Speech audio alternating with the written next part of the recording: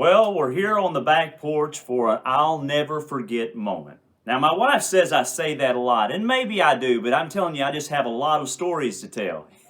You're probably already on the computer trying to figure out where in the world Shaun got that awesome new camo pattern he's got on. I mean, check this out, but I'm sorry, folks. You're not going to be able to find this in the stores. No, sir. Maybe it would be a good pattern for maybe the springtime. But this used to be the go-to shirt.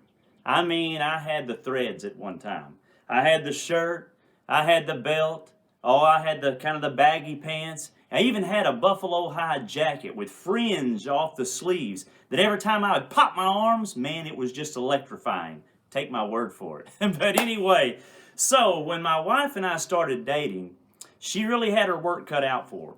Because I thought I was styling and profiling. Let me tell you what, I mean, I had the threads, I had the hair, not so much anymore maybe, but it was always combed, dyed, laid to the side, you know what I'm saying?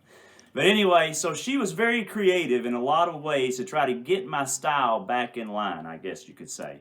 So, like for this shirt, for example, I found it in the bottom of a drawer. The other night I was in the basement and I was putting away some hunting gear. Come across this shirt and I was like, oh man, I haven't seen that thing in so long. And then I started looking for the belt. Oh, the belt. Remember those woven belts? Yeah, that's right. Back in the 80s, why aren't they still in style? I can't imagine why not. But this belt and I had some kind of relationship now. I mean, I wore it with everything. Dress clothes, blue jeans, it didn't matter. So she knew that, boy, it was going to be hard for me to part with that belt. Let me tell you. So she got creative, and I'll just show you what she did. So here's what she did. She encased the belt in a shadow box. Check it out, folks. Oh my goodness, look at this. Behold the belt. I mean, and not only that, when she locked it up in the shadow box and got this idea, she wrote a poem for it. I'll read you the poem.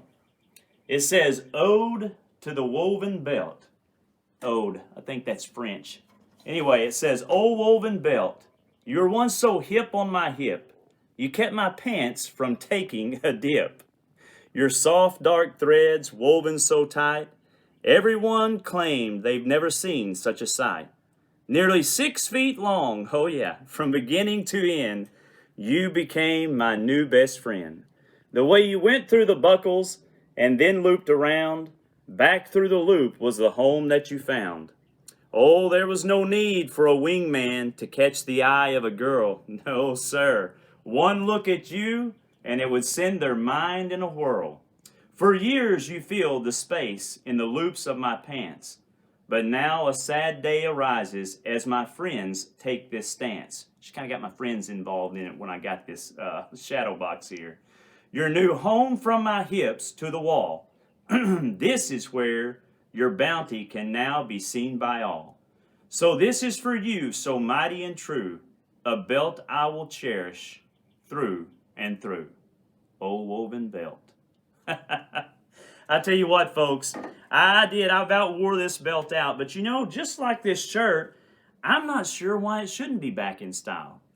And as I got to looking at this belt, I thought, I'd like to wear that belt again.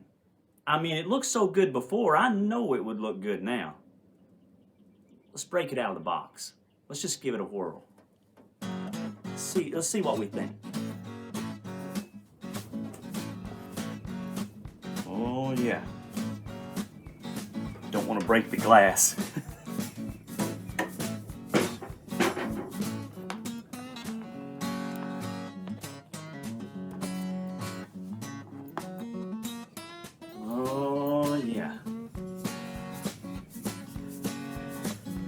That is what I'm talking about.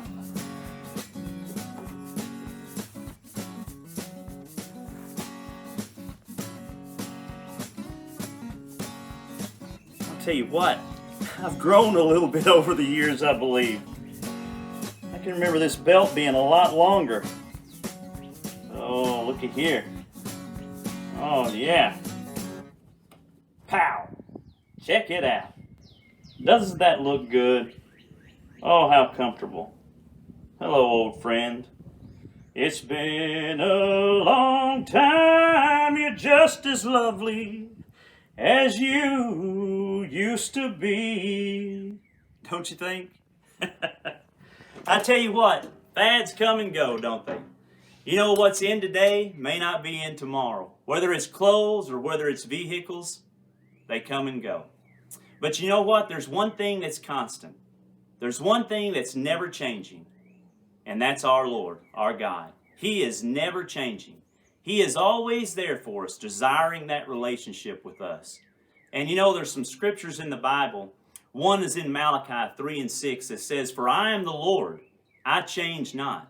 And in Psalms 102:27 it says, "But thou art the same, and thy years shall have no end."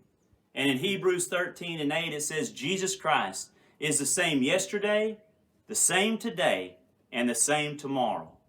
Man.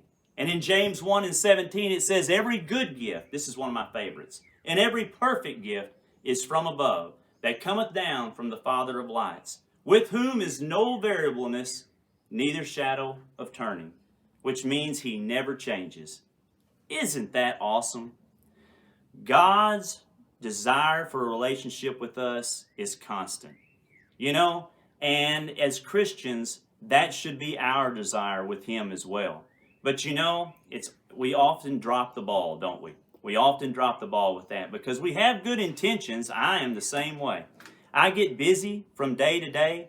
I get busy and I get up in the morning, and sometimes, you know, I'm guilty of saying a quick prayer and thinking, man, I'll break open the Word later, and then life happens, it gets busy, and next thing I know, I'm about to go to bed.